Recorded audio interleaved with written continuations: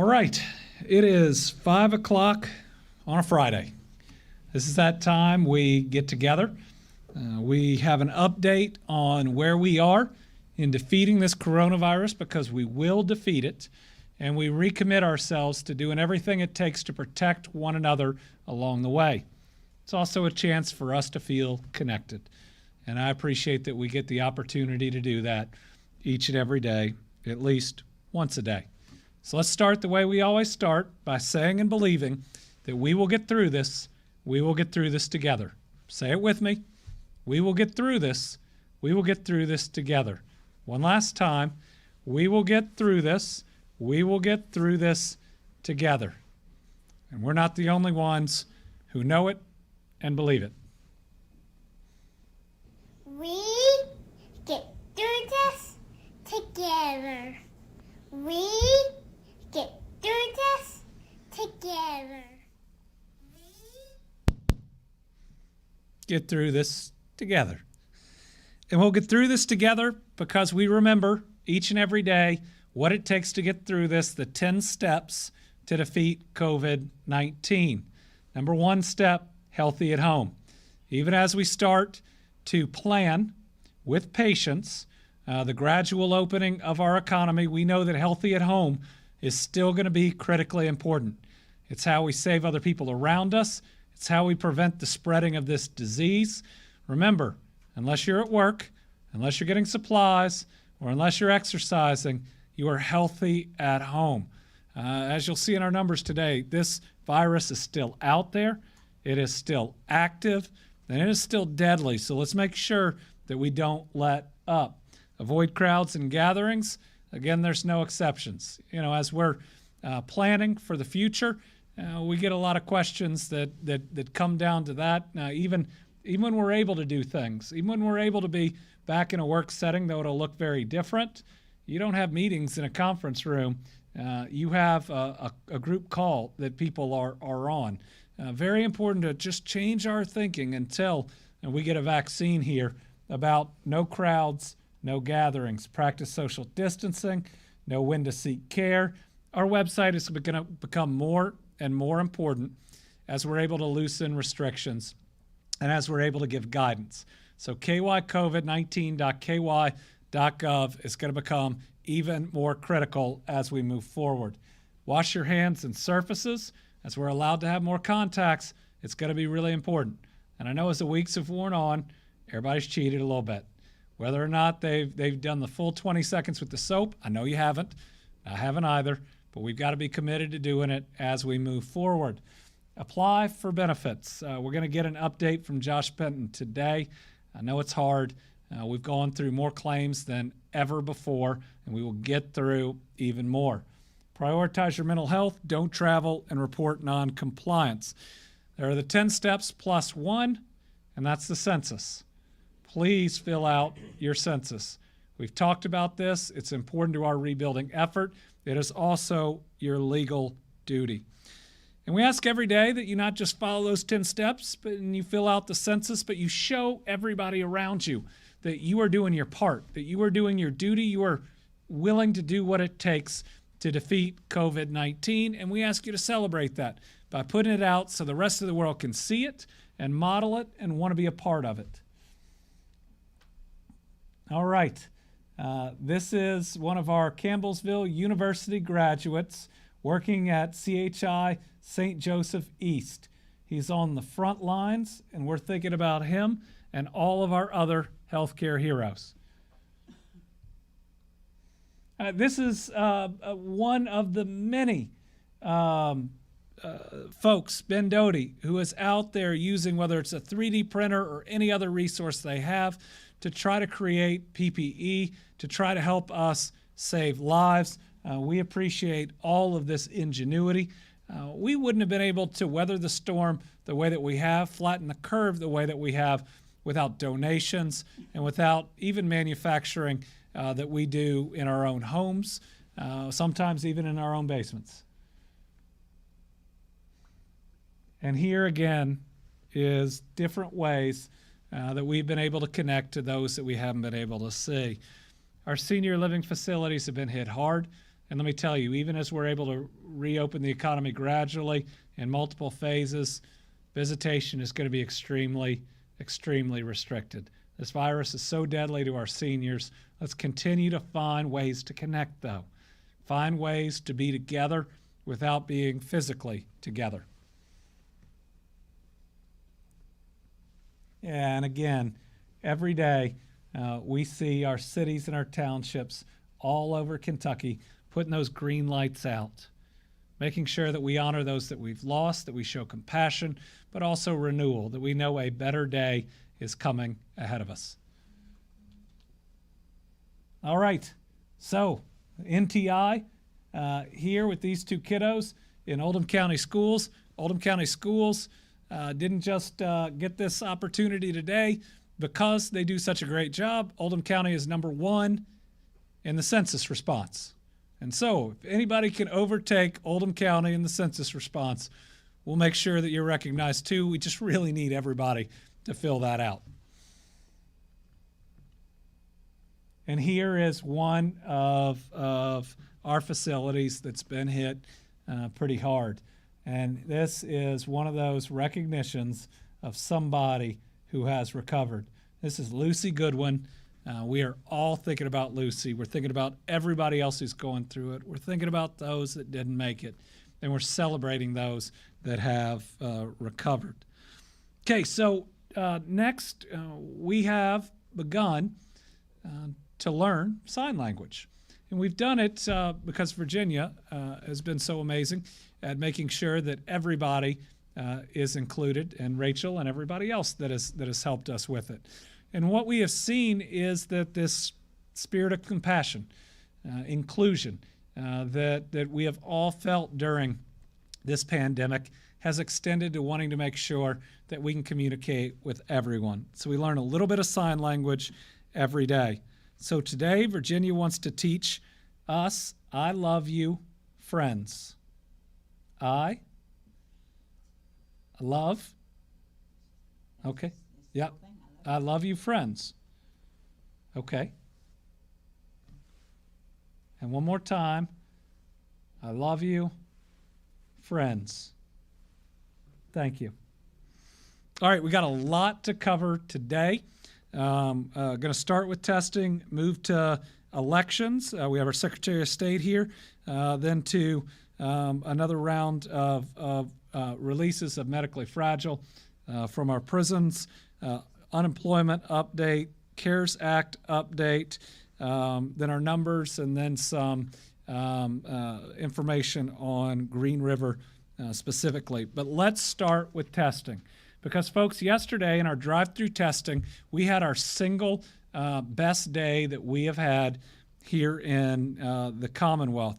And this is really important because if we want to move from healthy at home to healthy at work, we got to increase our testing capacity, and it gives us more data about how we're going to respond, where our hotspots can be, and we'll also learn a lot of how many asymptomatic people are there out there.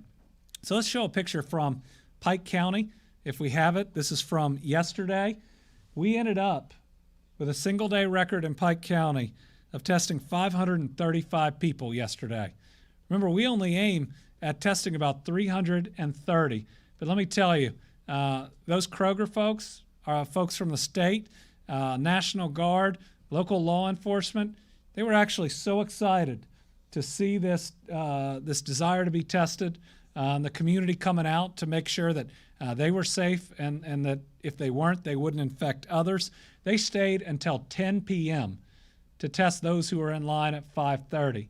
The nurses and other medical staff didn't eat until 11 p.m.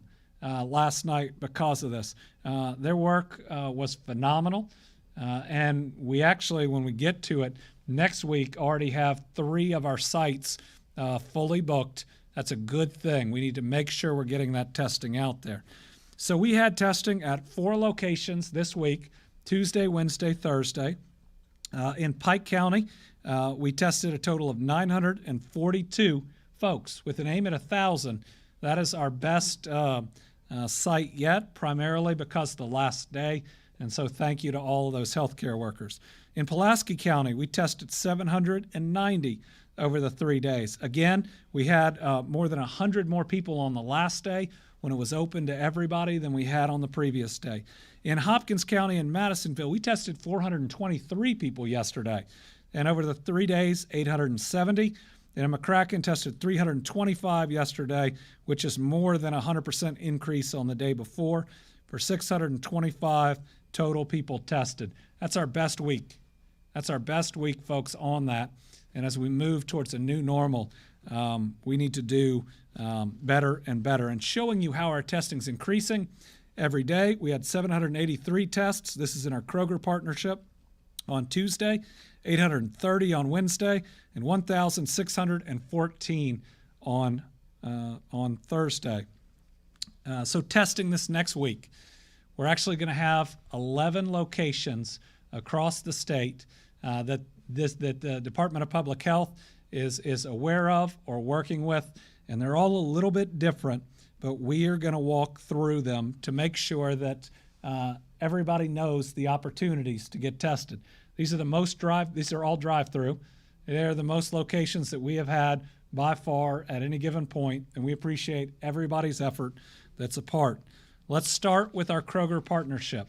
Remember, Kroger is donating the man and woman hours, donating the PPE, and the state is contracted with Gravity Diagnostics for the test kits and UPS for the shipping.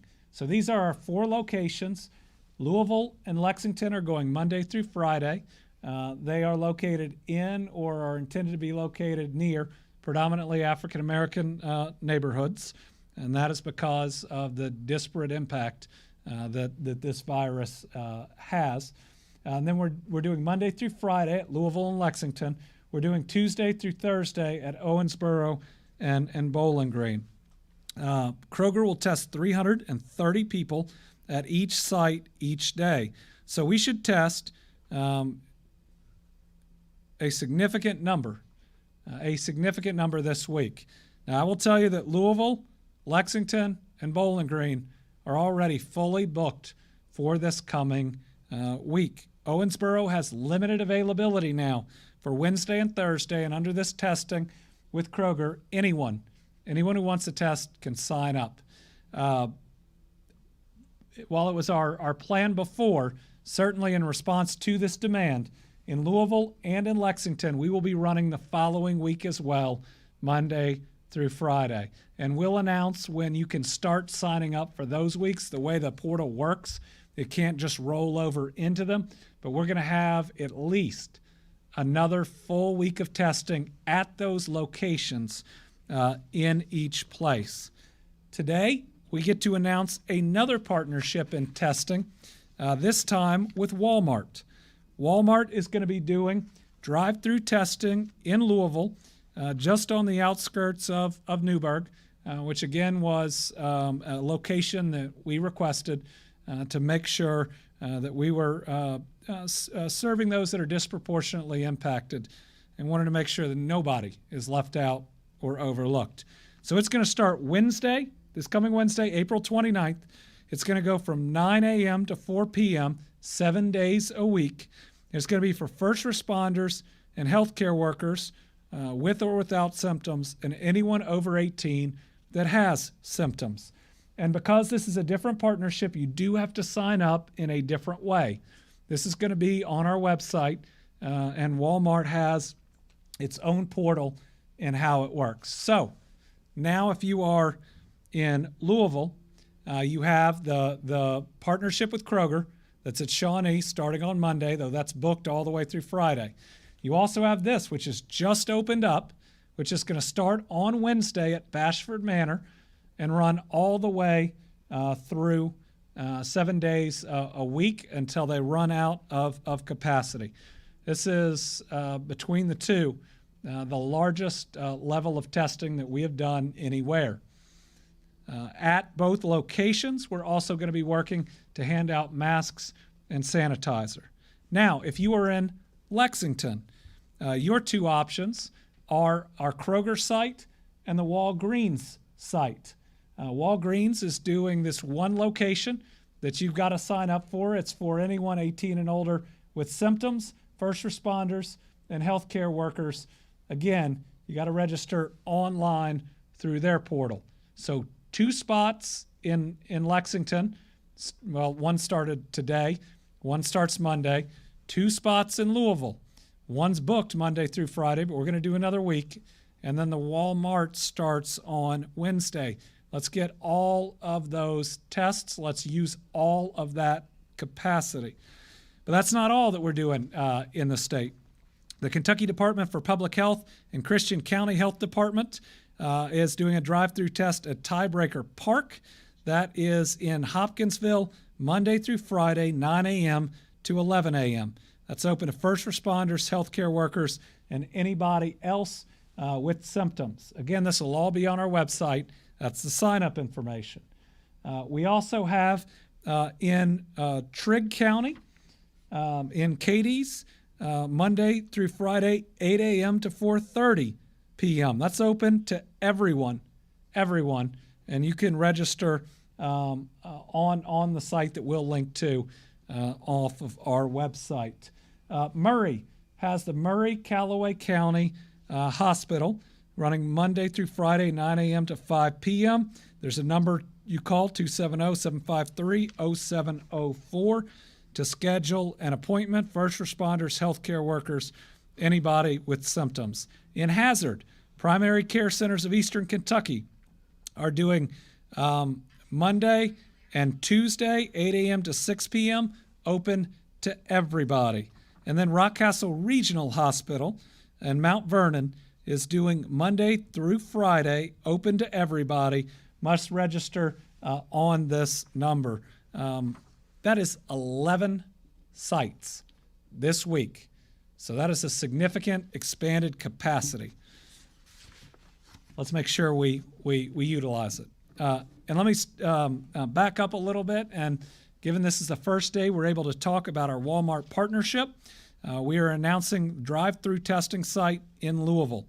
We're excited about this testing site, which is a result of the state partnership with Walmart. I want to give Walmart credit. They reached out to us to make this happen.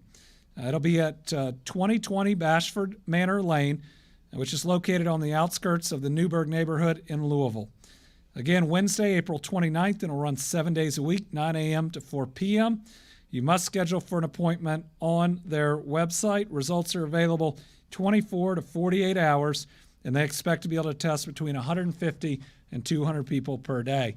Without these partnerships, without the big one with Kroger, without what we've been able to do with Gravity, without Walgreens and Walmart, without our hospitals and our public health groups, we would not be able to do what we're doing this week, which is 11 plus sites. We believe by Monday we'll even have some additional ones. Let's take advantage of it. All right, our next big announcement is about our primary elections in June. So along with Secretary of State Michael Adams, today we announced that we'd reached an agreement on how the state's primary elections, special elections, and local option elections scheduled for June 23rd, 2020 will be conducted given the global health pandemic caused by COVID-19. Secretary Adams sent me a formal letter of recommendation Thursday, and today I issued an executive order that outlines the election procedures that will then become part of regulations from the Board of Elections. The executive order and regulations created by the State Board of Elections will allow any Kentuckian who is registered to vote in the upcoming primary the option to vote by mail through absentee ballots. There'll be significant education and work required as we lead up to it so that everybody understands. There'll be a postcard sent out to everyone that shows them the options, and the State Board of Elections will also be working on a plan to safely conduct limited in-person voting and a possible drive-through voting option so that voters who do not or cannot vote by mail have another option. We have our Secretary of State with me here today, and I'm going to admit he deserves a lot more credit on this than I do. He has worked very hard on it. He has been very flexible on it, and because of his efforts, people are going to be safer during this election. So, your Secretary of State, Michael Adams. Thank you, Governor. Thank you. So the biggest threat to our elections today is not foreign. It's domestic. It's not Russia. It's the sort of partisanship and brinksmanship that you've seen in some other states. It's what led to the debacles we saw in Ohio and Wisconsin, where you had party versus party, you had branch of government versus branch of government, you had brinksmanship, and then the voters not clear on what the rules were going to be until very late in the process. And that ultimately led to disenfranchisement of eligible voters. It also led to people getting sick, people who were poll workers catching coronavirus. Obviously, that's not acceptable. So what the governor believed, and I believed, of course, too, was we needed to negotiate something in advance, well in advance of the June 23rd election, as early as we possibly could, to make sure that the rules of the game were in place, that they were negotiated by people of both parties, the State Board of Elections, which is a bipartisan body, a Democratic governor and a Republican Secretary of State. So we had to have broad public consensus that these were the rules of the game and they were fair. And usually in a negotiation, people have different goals. The governor's goals and my goals were the same. And number one, how do you make sure you don't disenfranchise anybody and we can have a successful election? And number two, how do you keep people safe? How do you protect human life? So the governor has been extraordinarily gracious in working with me. He's really listened to the concerns I had and suggestions that I offered, and I'm very grateful to you, Governor Beshear, for working in good faith with me to achieve a good outcome. So I'll just summarize this very quickly. I'll be available after the governor's press conference for any questions that you may have. But here are the big three changes that we've made to our election for June 23rd. Number one, we have a significant expansion of absentee voting. This is not a new concept for Kentucky. We already have absentee voting in our laws. In case of illness, in case of medical emergency, we allow people to vote safely at home through the mail. We make that much easier now by creating an online portal that's secure so that people can verify their identity through personally identifiable information and then be mailed an absentee ballot. What we didn't do was simply mail out ballots to everybody who's registered to vote. We didn't think that was the right way to do it. Our voter files, unfortunately, are not up to speed. So this is a way to ensure ballot integrity, but also ensure that we make it possible for everyone who's eligible to vote to vote. The second thing we did is to severely limit in-person voting. Just bowing to reality, we don't have the 16,000 poll workers that we need to conduct a typical traditional election. I'll be grateful if we have even a fraction of that many volunteer. Most of our poll workers are elderly. They're in the class of people who are most susceptible to harm from this virus. We're not willing to risk those people's lives to have one model of election. So that's why we're encouraging people to vote absentee through the process that we're going to make available as soon as next week. We're going to encourage people to do that. For people who are not able to vote by mail, for people who insist on voting in person or just have to vote in person, we're going to make that as easy as possible. We're going to have in-person voting on Election Day. I believe that our Constitution requires that, and I certainly think most voters will expect that. So we're going to make that available, but we're doing two things. Number one, we're limiting the number of locations. We're empowering the county clerks to limit the number of on-site locations where people can come and vote. And number two, we're changing the process to try to limit direct person-to-person contact. We're trying to get away from the touch screen machines that people press. I don't want people walking up to a machine by the hundreds or thousands and touching the same screen. Neither does the governor. We want to try to find a way to ensure that we can limit the risk of transmission by limiting in-person contact and people touching the same objects. And so we're going to look at, and probably next week, introduce formally procedures like curbside voting and drive-through voting. We'll have more details about what that looks like next week. But this is a way to ensure that we don't disenfranchise anybody. The homeless, the disabled, everyone's taken care of in this system. We offer two different methods. We certainly encourage people to vote absentee so we can relieve the crowds on our polling sites and the burden on our poll workers. One last point I'd like to make is there's no one who's more sensitive to the issue of ballot integrity than I am. I've heard a lot of concern by my party today about this method. Let me assure you, we've got that addressed in here in two ways. As I said, we're not simply mailing ballots to everyone on the voter file. We have a portal to enable convenience of people in requesting ballots, but they've got to know their date of birth to get a ballot. And second of all, I'm very proud that something I promised to do is get our voter rolls cleaned up. They're out of federal compliance, according to a federal judge. And this process now begins effective with the procedures the Board of Elections will adopt pursuant to this agreement. So Governor Beshear, I want to thank you again for your personal graciousness and willingness to listen to me as I raise my concerns, and I thank you for working with me in good faith on getting this done. Thank you so much. Thank you. We appreciate the Secretary of State and the fact that what we have done here isn't partisan. It's not a Democrat or Republican thing. It's what's required to respond to a worldwide health pandemic. It's just about doing the right thing. So thank you very much. All right, next is today. I've taken the next step to begin the release of an additional 352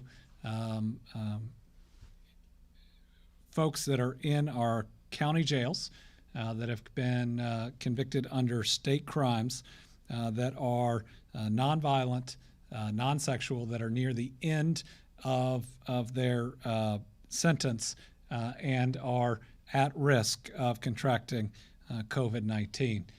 This isn't something that we take lightly, but we know that this virus can get in these facilities. And we're taking similar actions that we see governors all over the United States doing. So today I commuted an additional 352 sentences. All of those who were commuted were serving sentences for nonviolent, non-sexual offenses and had 5 years or fewer remaining on those sentences. 339 of those commuted were state inmates serving their sentences in local jails, and they have medical conditions that the CDC has identified as putting them at real significant risk. It's the same criteria we used to commute folks before who were in our state institutions. Just because we were having a county jail ultimately house those folks, it's the exact same approach that we used. 13 of those commuted today were state inmates in both jails and state prisons who were over the age of 65, another risk factor identified by the CDC. As with the previous commutations, these were conditional. Those who are commuted can have COVID-19 or the symptoms, so they're not taking that into the community. They must have a verifiable residence so that they can be self-quarantined the 14 days after their release, and they cannot commit any other crimes during their period of release. This is something we're seeing folks all over the country doing in a worldwide pandemic. We got to take these types of steps to protect our people who are out there. All right, next we're going to have an update on unemployment from Josh Benton. Josh is working hard. We are facing more claims than we have ever seen at any time in our history here in Kentucky.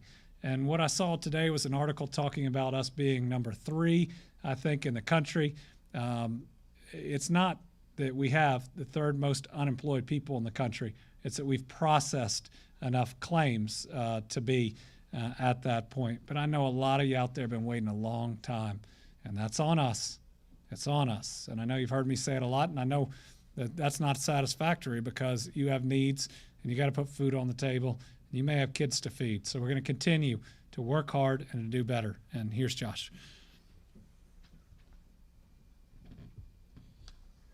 Thank you, Governor.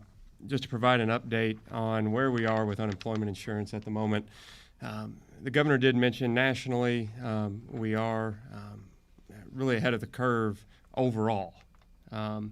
But that does not diminish the issues that we do have and the struggles that we're having on getting payments out to those, especially those who haven't received them yet. And so we'll talk about that in a minute. I'll go over some overall numbers and then talk about how we're addressing some of the concerns. Since March 16th, which again is our baseline date for when we started seeing a spike in claims, we've processed over 550,000 claims. We're using now the Department of Labor's number. Before we had been providing really real-time updates on those unemployment insurance numbers, but to avoid any confusion on what the Department of Labor is providing, we're going to be consistent with their numbers even though they're a week or so behind what the real-time numbers are. Since that time, we are approaching paying out over $1 billion in unemployment insurance payments. That comes from our traditional program and the 4 new programs that were provided by the CARES Act and are being paid for by the federal government. Over the last 2 weeks, we've processed on average about 300,000 claims each week. So to talk a little bit about the concerns, while the vast majority of individuals who have applied for unemployment insurance have received their payment, we do know that a significant number have not. We have been working over the last week and a half in particular to try to identify what is holding up those claims. We feel like we're really close to being able to clear those things up, and am hopeful next week we're going to be able to provide some really good news to those individuals who've been waiting far too long. We're working day and night on that, especially our IT team. And when I say day and night, I mean day and night. They're working to try to resolve those issues. The other concern is the phone lines, and we know that we've added capacity. We've been training upon training to make sure people are up to speed. 2 weeks ago, we were able to answer 1,200 calls. This week, we've been averaging over 50,000 calls a day answered. A significant uptick in what we've been able to answer and provide responses to. We're now focusing on training to make sure that we have more people on the line that can handle more detailed questions and provide solutions to complex issues. So we're going to continue to train those folks. We're going to continue to add people if we need it, and we are working day and night to resolve the issues to the people that have been waiting the longest. So we appreciate everyone's patience. It's long overdue, but we're getting closer every day. Thank you, Governor.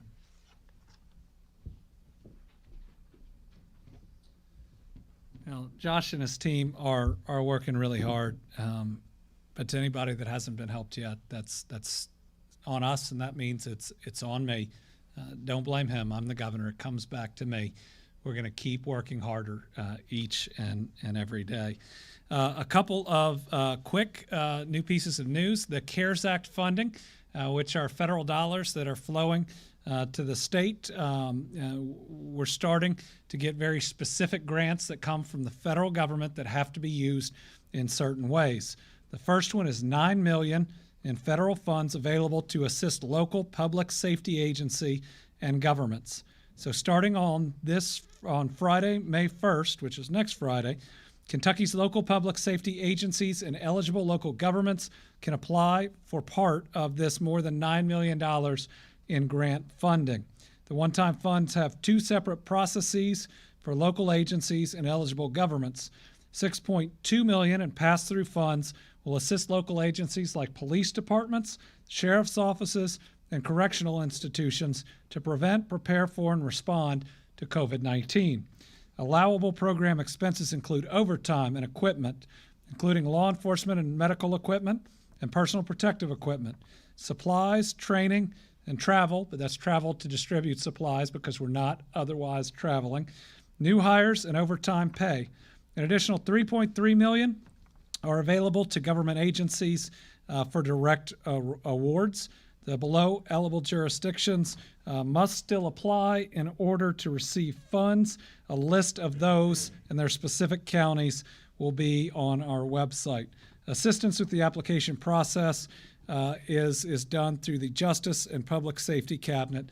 Again, that's on our website. So there's now an extra $9 million in federal funds to assist local public safety agencies. CARES Act funding has also been directed towards the arts during this time when so many of our artists can't come together but are still truly producing incredible work. So many people and organizations in a lot of areas are struggling right now, and that includes the arts. Artists have had to close their doors and are doing everything they can to stay afloat. So I'm proud to announce today we're distributing over $450,000 in federal funding to 93 arts organizations in 32 Kentucky counties through the Kentucky Arts Council and the Tourism, Arts, and Heritage Cabinet. It's part of the CARES Act funding. It's going to support and assist stabilizing arts organizations and provide assistance to protect employees from long-term unemployment. Funding plays an important role in Kentucky arts organizations, going to help them rebuild. We look forward to when they can stage productions, hold concerts, and open galleries that we can enjoy again.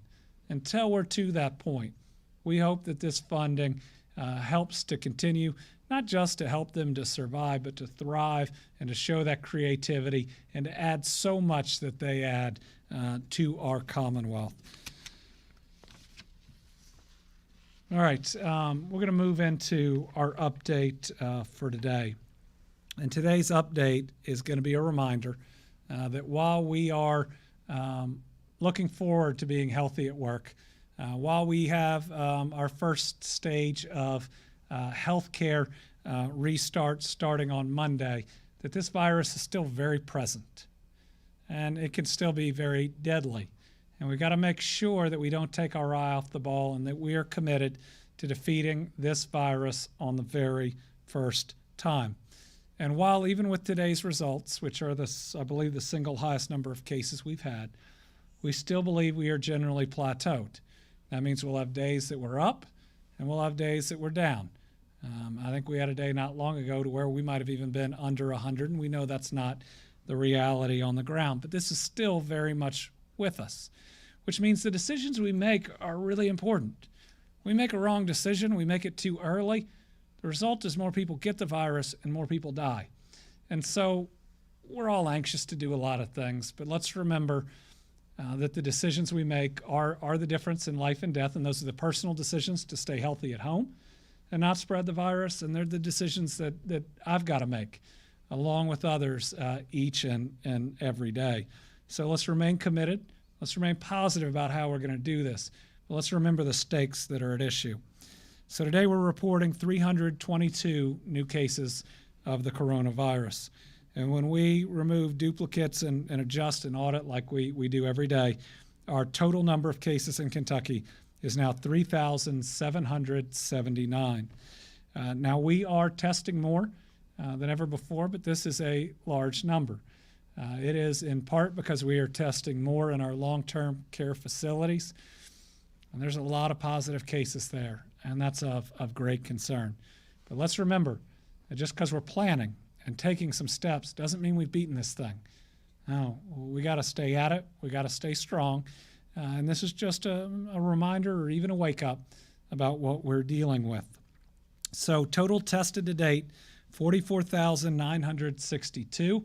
And the results haven't come in from at least 2 of those 3 days that we've had record tests on. Number of Kentuckians ever hospitalized, 1,143. Currently hospitalized, 303.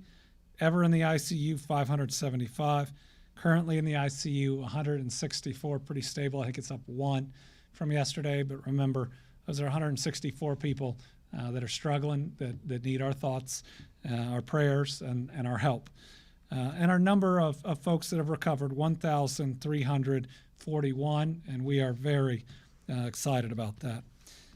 New cases by county, 121 in Jefferson, and remember we report at different times, and they come in at different times to public health than they may to a public to our Department of Public Health as opposed to a local public health agency. So 121 in Jefferson, 35 in Warren, 19 in Muhlenberg, 17 in Adair, 13 in Davis, 13 in Grayson, 11 in Hopkins, 10 in Kenton, 8 in Ohio, 7 in Butler, 6 in Graves. Western Kentucky has been hit really hard. 4 in Boone, 4 in Boyle, 4 in Campbell, 4 in Edmondson, 3 in Bullitt, Fayette, Madison, Nelson, 2 in Callaway and Henderson, Pike and Shelby, and 1 in Allen, Ballard, Barron, Bourbon, Boyd, Breckenridge, Caldwell, Christian, Franklin, Grant, Hardin, Harrison, Jackson, Marshall, McCracken, McLean, Oldham, Owsley, Pulaski, Taylor, and Todd, and 4 unconfirmed. Remember, this information isn't perfect. Sometimes it's where people were tested, and the volume is a challenge. I think there were a couple counties in there that will be potentially the first case in those counties, but it's everywhere. It's everywhere. And it's one of the reasons that as we're doing our reopening plans, we can't do them county by county. This virus doesn't care if there's a county line. Doesn't care at all We got to make sure we're unified in our approach so that we don't have the virus jumping from one place to another and creating a type of hotspot. With that said, we're going to listen to everybody's input. Our local leaders are absolutely critical. They've been critical in us flattening the curve, and they're critical to us making a safe reopening. They are going to be full partners with the state. So today we're also reporting 9 new deaths, which raises our number of total deaths in Kentucky to 200. It's now 200 souls, 200 of us that we have lost to this virus. Now, I will say that is far less than we thought that we would have lost to date. Far, far less. But it's too many. I mean, 200 people, every single one of which I think I've set up here and at least read their demographic information, is 200 more than we want to lose. So let's remember, every decision we make, let's be smart, let's do the right things, let's make sure as we take steps to reopen that we don't increase that count. Our job is to protect one another. We've come too far to stop. So the 9 new deaths, and again, they are more than an age and a gender and a county, are a 93-year-old female from Graves, an 82-year-old female from Graves, a 74-year-old male from Shelby, an 89-year-old female from Adair, a 79-year-old female from Jackson, an 88-year-old female from Graves, a 90-year-old female from Hopkins, a 54-year-old male from Hopkins, and a 59-year-old male from Muhlenberg County. We continue to see those, especially in long-term care facilities, being hit really, really hard. In terms of race and ethnicity, of the known cases, overall cases, 76.2% white, 13.09% black or African American, 5.72% Asian, 4.9% multiracial, and on ethnicity, it's 92% non-Hispanic and 8% Hispanic. On deaths, on the 86% of cases where we know, 79.65% white, 17.44% black or African American, 1.74% Asian, 1.16% multiracial, and on ethnicity, 98.8% non-Hispanic and 1.2% Hispanic. Let's go through a couple of the areas that we talk about each time, specific areas that have been hit hard. Let's start with Green River Correctional Complex. So we've had an additional 10 cases since yesterday at Green River, 8 inmates, 2 staff, and we had an additional death at Green River. We've got a video of our secretary, our Justice Cabinet Secretary, Mary Noble, talking a little bit about our efforts at Green River, and then I have one additional announcement on that. Several questions have been asked about what we're doing to stop the spread of the virus in Green River Correctional Complex, where the coronavirus has claimed 2 victims. By following medical advice and the CDC guidelines, we are applying a 2-step protocol to address this problem. The first step is an expansive sanitation. Bleach cleanings of the building are done multiple times daily.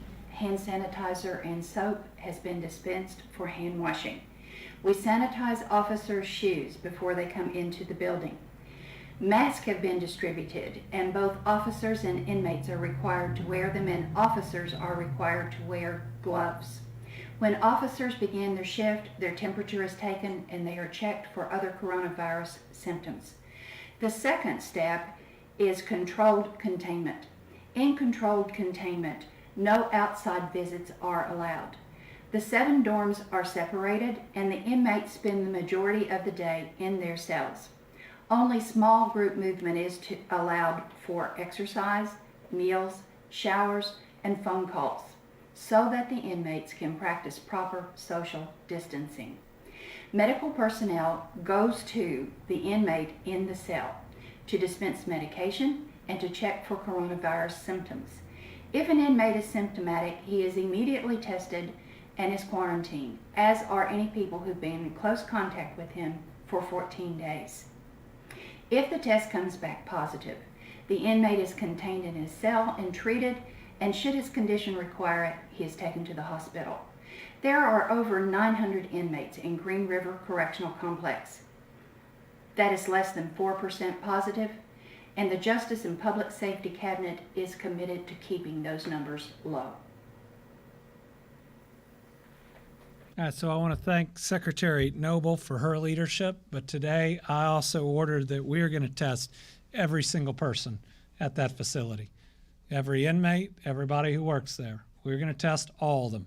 We're going to try to do it over the next several days. The complication is actually doing the test, but I've committed within our testing capacity that we're going to test everybody. I want to make sure that we've taken the steps that we need to take to protect everyone in that facility and make sure that we are doing our job and our part. Now let's look at long-term care facilities. Again, this is what this virus does. This is why we work so hard, and this is where it causes the maximum level of devastation. So since yesterday, we have 48 additional residents that have tested positive, 17 additional staff, and 5 additional deaths. We are now up to 61 different facilities that have a positive test, a positive case in some form or fashion. I believe that we are doing everything that we can, that we will always work to do more. We have put more testing than ever before towards these facilities. Dr. Stack and his team are working daily with these facilities. Norton now has their hotline and different teams that come out to work for these facilities, and we are in direct contact with them. Now, sometimes other local leaders aren't aware of some of the things that we're doing because we're working directly with the facility, just going exactly where the problem is and trying to help to the maximum amount. But this is continues to be a real concern. Want to have a brief Healthy at Work update. We'll have more on this on the weekend. We have a committee that's leading that, and my Chief of Staff, Latasha Buckner, is going to give a brief update on that now. Thank you, Governor. So we launched our Healthy at Work initiative on Tuesday, and since then we've made quite a few strides. First of all, we've met with your mayors, and the governor's been on each of the calls, along with my team members, which are Cabinet Secretary Larry Roberts, the Labor Cabinet, Cabinet for Economic Development Secretary Larry Hayes, and then also Jim Gray, who's Cabinet Secretary for the Transportation Cabinet. We had a great call with the mayors, great call with the county judge executives. Today we talked to the Chamber of Commerce and the local chambers as well. And we're also going to be talking to other states and industry-specific heads of associations as well. We want to make sure we get the best input on how to do this right. Another update is our website is healthyatworkky.gov. We've updated to make a couple of things clear. First is that you are not required to submit a proposal or your business or industry. Whether your business can reopen will not be determined on whether or not you submit a proposal. And submitting a proposal does not mean that you're able to open up. Those are things that we're going to work on together to identify the best time to actually open up specific industries. Our approach intends to be by sector and by groupings, which we'll get feedback from the Department of Public Health on. So far, our website has had over 500 submissions that are thoughtful and great input for us to go back and think about and consider. Over the next couple of weeks, we plan to take those exchanges and the proposals and create those groupings. Then we hope to share detailed information about which sectors will be able to open up and what the requirements will be for each of those sectors. What we're not going to be able to tell you are dates. Those dates are set by the benchmarks that the governor's identified, as well as the White House guidance. And the process is just to be ready when we're able to do this and have the best plans. It's about being safe and doing it right, not doing first. And as the governor says, you know, we're going to get through it together, and we're going to reopen Kentucky together. Thank you. I think I saw yesterday, it could have been a different governor, or it could have been one of the national public health officials say it right. You know what determines the dates we're able to do things is the coronavirus, is COVID-19. How it's spreading, where it's spreading, is ultimately what sets the timetable.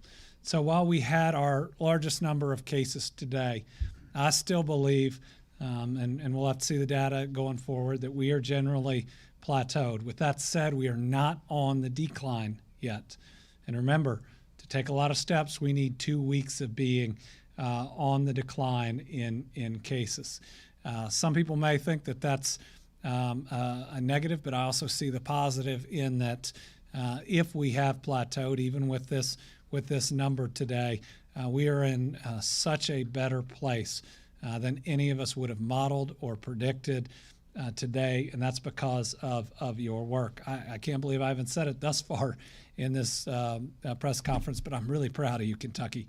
I'm really proud of you. You are saving lives every day. Even with the 9 we had to read off today, you are saving lives every day. It will be countless. It'll be thousands upon thousands of people by the time that we're done that you saved, each and every one of you, by what you're doing. Everybody following the guidance is a hero or shero in Kentucky. You are doing your job, and because of that, people are safer. Let's remember, though, that we did lose 9 more people. We've now lost 200 Kentuckians, and we got to honor them, and we got to light our houses and our places of business and our institutions up green tonight. Let their families know that they are not alone, and that while they won't get to express their grief likely in the normal way that we would, that we are thinking about them, we are with them. Green is the color of compassion, but also renewal as their spirit moves from their body to a better place. All right, we're going to open it up for questions. I know we had a lot of information today, but we wanted to get it all out. We have Philip Bailey, Brian Walker, Joe Ragusa, and Mike Valenti. I think I made him go last yesterday, so Phil, you ought to go first today. Sure. Thank you, Governor. Governor, you and the Secretary of State have shown remarkable cooperation ahead of our June 23rd primary. First, can you speak to, both of you, speak to how you worked through this despite your deep philosophical differences? And second, for you, Governor, can you explain to Kentuckians how the state plans to clean up our voter rolls? The question is first about working together on the agreement we reached with our Secretary of State. We've had a pretty good relationship since we've known each other or gotten to know each other and both gotten to be sworn in. I think it's open lines of communication, but I think in this instance we both put politics aside. It doesn't mean that you don't have folks in politics trying to talk to you about it, but we're dealing with a worldwide health pandemic. And, you know, I've said I left politics a long time ago, and I'm way beyond it with the things that I've had to do. But I've been really impressed that our Secretary of State has stepped up, seen the situation for what it is, and has absolutely done the right things. He deserves a lot of credit for putting together this proposal, putting in a lot of work.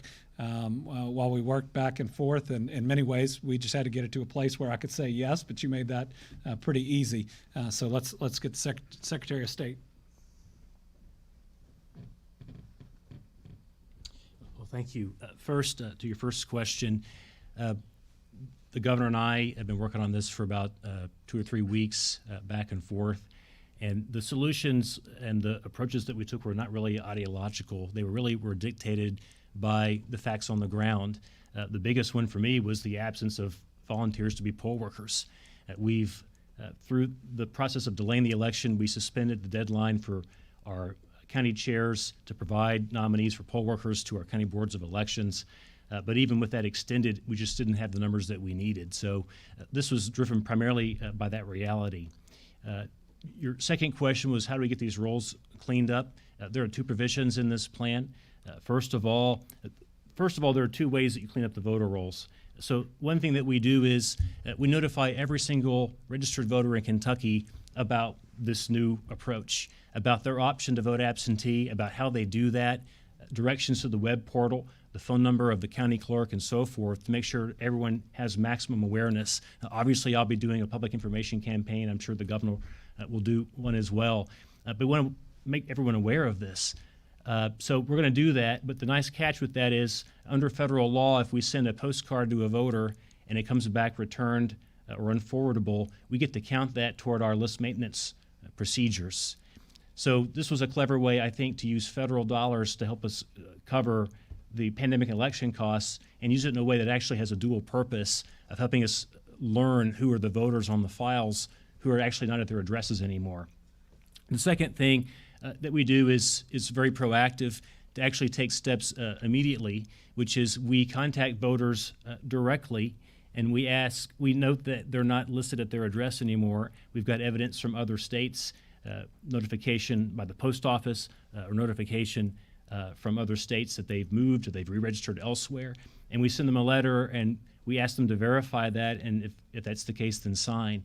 We're not able to take people off the rolls without their prior consent unless we give them 2 federal elections chance to vote or otherwise change their information. We're not going to purge the rolls in a mass purge of that nature this year, but what we're allowed to do by federal and state law is to proactively contact people and offer them the opportunity to update their information. So that's just one of the silver linings that we get out of this reform plan. Well, and from my perspective, the step that's being taken here is when you think somebody lives out of state and you can contact them directly and they say, yes, I live out of state. At that point, they should be removed from our voter rolls. You got that direct proof there. Let me do one of these questions, and then how many applications have we received? Healthy at Work, over 500. What types of businesses are we seeing apply? It's really all across the board. 31 industry group or trade associations, 570 individual businesses. We've had 138 since 3 p.m. Yesterday. Where are we on contact tracing? I think there's probably a lot of people at home who may be looking for work and wondering if this could be Right. an option, because you'll have to hire a lot of people. It's a good question on contact tracing. If you could just put up the guidelines on reopening and just put them all up, James. Obviously, we're excited about our increase in testing capacity, and we're doing better each day. 11 sites, just drive-through sites. Next week is a big step towards getting where we need to get when we have those 2 weeks. Contact tracing is the other piece. So we are finalizing our plan, and either through direct hiring or through going out through organizations. Right now, we're seeing about 700 plus people that we'll need to do contact tracing throughout the state. I think that excludes the folks in Louisville. Louisville has their own CARES Act money. There are going to be some things that we cover as a state. There's going to be some things that they cover directly, but that's all being done in direct collaboration with them.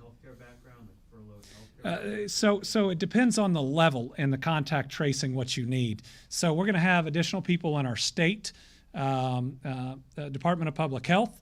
We're going to have kind of regional coordinators and investigators, and they're going to have a bigger background.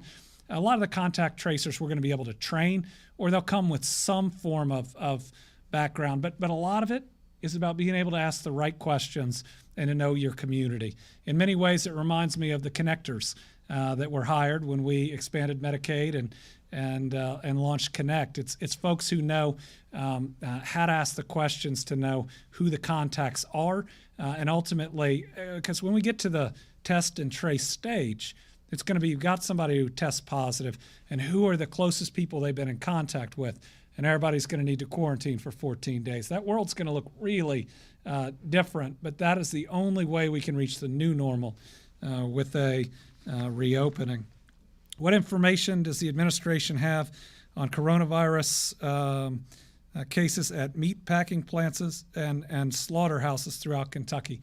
I think we have one facility that's been hit, and it's been hit fairly hard. I believe it's in Louisville, and their local health department is working directly with them.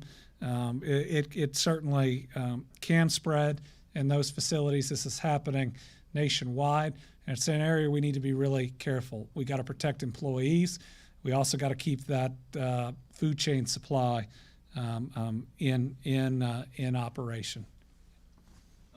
You issued a couple of vetoes today, or a few. including SB 9, the Born Alive Infant Bill. I just wanted to get your rationale for why you decided to take that action today. So I vetoed what's called Senate Bill 9 because current state law already protects any child born alive in the way the bill would have. And as I said in my veto message, I'm just not doing divisive issues right now. We got to defeat this coronavirus. We've got to have 100% of our effort aimed towards it, and we've got to have unity in this Commonwealth. And a whole bunch of lawsuits that would be out there and would be pulling people one way or another, creating discord in the middle of a time where we've got to be together, I just didn't think was the right direction for us to go. And I will tell you that even though I've got to look at these bills and I've got to sign them or I've got to veto them, I'm 100% focused on defeating this coronavirus. All right. Have I been in contact with the Muslim community regarding the start of Ramadan today? And what about mosques that are out there? First, Ramadan is an incredibly important time for our Muslim community, and so we are thinking about them during this time. It involves a prayer every evening that would normally have services. To my knowledge, every single mosque across Kentucky has agreed not to conduct in-person services. I made a check on this today. We appreciate that sacrifice just like it's being made all across Kentucky. Welcome. A full-time working musician in Hardin County contacted me and said he's been unable to play and has also been unable to receive unemployment. He's looking for guidance and wants to know what he can do. Question is a musician in Hardin County has both can't play because of the challenges of this virus and hasn't been able to get unemployment. First, before you leave, let's get his name so we can try to help him directly. But this is our challenge every day that we go to work to try to do better on. Yeah, we still have tens of thousands of Kentuckians that we haven't been able to help yet. And that's because we've helped hundreds of thousands of Kentuckians to date. Now, it's not acceptable to those that haven't been helped, but I'm also not going to make excuses. Right? I mean, we've got challenges with our system. We've got challenges with hiring enough people, but it's my job to get it done. And every day that goes by that we haven't helped somebody, it's on me. We can tell them the steps we're taking, which I know Josh did, but at the end of the day, we're going to work harder. We're going to do more. Nobody's going to be penalized by the amount of time that it's taken.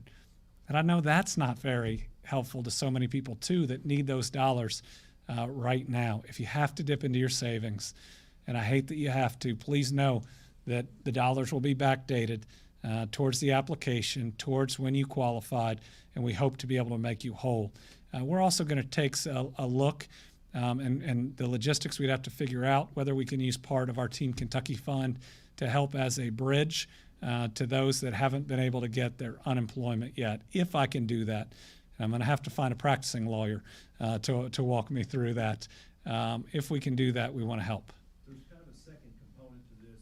What if someone is going to be going back to work, but they've not yet gotten unemployment? Will they be able to receive the money they didn't?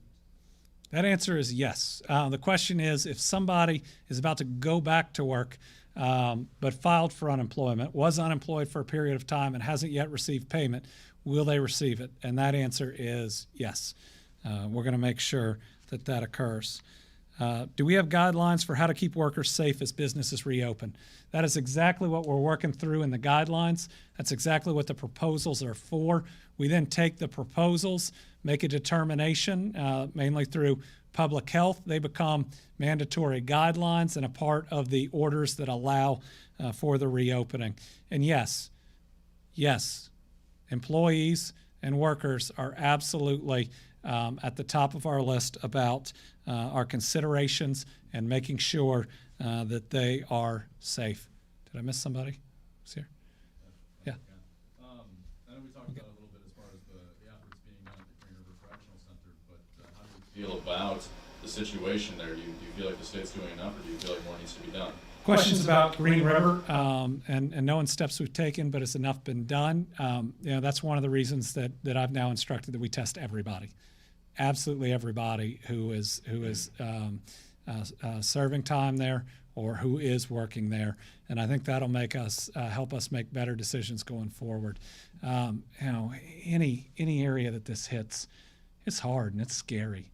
And I understand that it's scary for those that are at the facilities and for the families that are at home. And it may be hard to get accurate information in these types of situations. Anywhere where there is a major outbreak, I'm going to want more done. And I don't think I'm ever going to feel like enough has been done. But we're going to take more steps, and we're going to continue to take steps. Yesterday, we mentioned drive-in options for various businesses. Can I clarify drive-in movie theaters? She has a plan to reopen, but the health department says she cannot. Is there a way that they could? Let us work through that, but provided that there aren't concessions, provided that there isn't anything being passed back and forth, provided people aren't touching knobs and doing that, this is a type of thing that hopefully we can make happen, and we can even work directly with that facility as well. Phil. Governor, the president has gotten a little bit of hot water by saying or suggesting that disinfectants or light can help cure people of COVID-19. We did a story today about there is a rise in disinfectant injections and bleach baths in Kentucky. What message do you have for Kentuckians who saw that briefing or who may be thinking that that is the best way to deal with this illness? Nobody should ingest disinfectants for any reason at all. It is harmful. Don't do it. Bleach will do terrible things to your body and to your system. And you want your system to be strong. You want your immune system and the rest to be very healthy. And before any comments that have recently been in the news, we have seen more calls to our poison control hotline. Remember, especially parents with young children, you're disinfecting now, and you should be more than ever before, but you got to be really careful with your kids. You got to be really careful with those cleaners. You got to keep them away from surfaces right after you've cleaned. I know that's asking a lot. You may be working from home.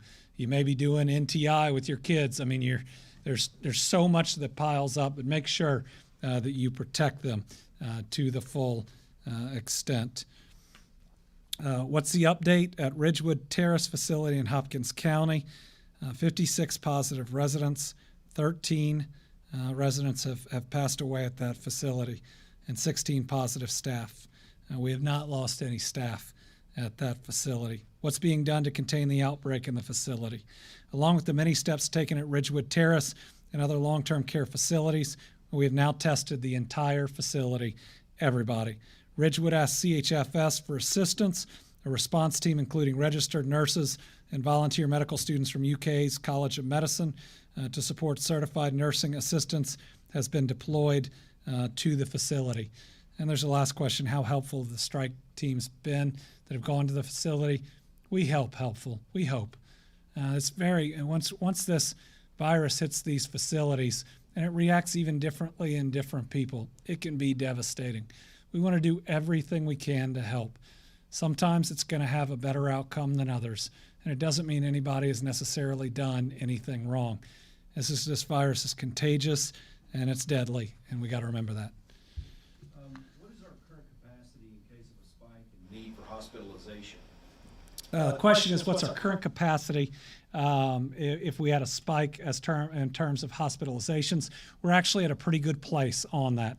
You know, I lay awake at night and I worry about a lot of things. And one of the ones that kept me up most nights was, you know, the spike where you don't have enough beds and you lose more lives because of that. And that's something we worked very hard to prevent. We still have plans in place, but right now we don't see exceeding our hospital bed capacity in Kentucky. And remember, we have 2 field hospitals across Kentucky. We have hotel options we can turn on within a week, and we have state parks that have been activated too.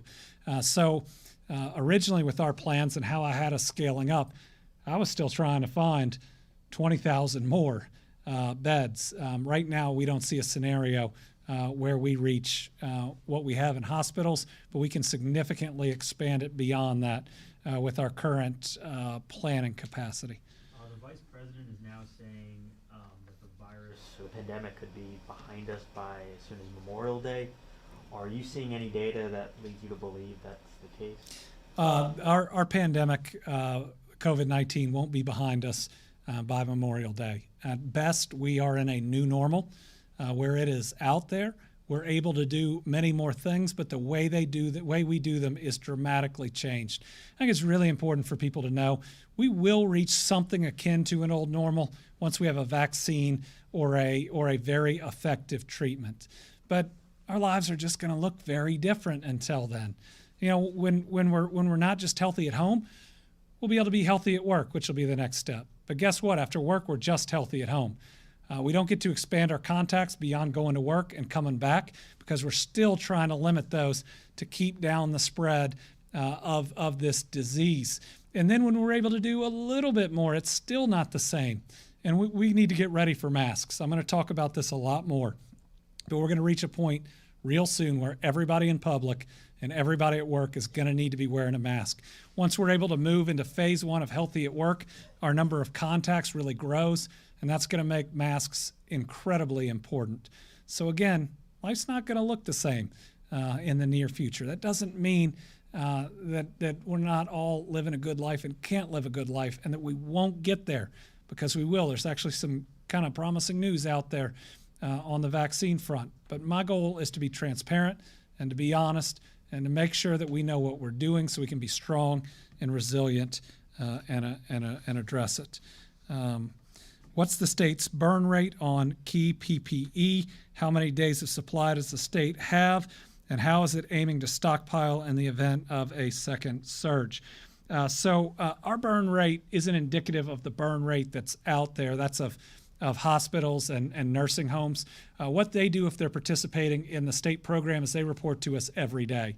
And when they are crucially low, that's when we distribute what we have. Right now, it's our hope that we could help just in critical shortages that we would see in the state for about a month, maybe even less than that on where we are. It would depend on what the surge is. But that's one of the reasons that we're going to require our healthcare hospitals, systems to stockpile enough, whether it's a week or 2 weeks worth of PPE, to prepare for that surge before they start doing certain procedures. It's something that we've been talking directly with them. I'll take one more. Governor Cuomo again talked about Senator McConnell's comments about the blue state bailout. He insinuated that Kentucky gets more from federal pot money than it receives, while New York puts in more money than it receives, saying that where's our money back? Where do you stand on this? Do you stand with some Kentuckians who say, look, East Coast governors, West Coast governors are being too hard on Kentucky, or that the senator maybe walked into this by using the term blue state bailout? Well, the question is on kind of back and forth between Governor Cuomo of New York and Senator McConnell. And I think it's in response to some comments that the senator said about not being in favor, at least now, of aid coming directly to states and local governments, but in mentioning maybe we should consider filing for bankruptcy. Let me start by saying Senator McConnell and I have had a very good relationship, not just now, but when I was Attorney General. And to date in this crisis, we've worked very well together. He has been very responsive to my calls, and we've had some good conversations. But on this piece, I disagree with him, as does every other governor in the United States. This isn't a blue or a red state issue. It's that if in the next CARES Act, state and local governments don't get direct relief, our recession will last longer. We won't have the dollars we need for teachers and firefighters and police officers. The basic services that people need to survive will be cut. Listen, in 2008 and 9, just in the midst of a recession, not a worldwide health pandemic, direct aid was provided to states, and it helped us get through. Surely we should consider doing it now. I hope the senator thinks about that and hears us and ultimately helps us get it through, because it's not a disagreement I want to have with him. I want his help. He is the Senate Majority Leader. He could do a lot to help Kentucky by pushing that through. All right, we're going to end tonight on a positive and a creative note, which is important on a day where we've had so many cases, but we know that people are giving up opportunities that they would have otherwise had. And a lot of those are for our young people who would have graduation or prom.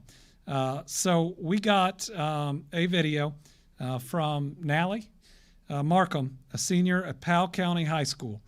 She had heard my call to find creative ways to celebrate those things that we can't do in person right now. And she wanted to find a way for her and her friends to still show off their prom dresses and have a little bit of fun and hopefully, you know, just give a little bit of enthusiasm and encouragement to those out there who may be missing what's an important and a big moment.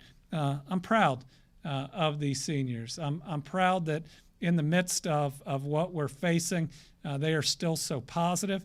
I hope that we learn something from their resiliency, and that shows you that Powell County's educators are doing a great job, as are the parents of these young Kentuckians. Thank you all. See you tomorrow at 5. Hey, Team Kentucky. I hope you all are.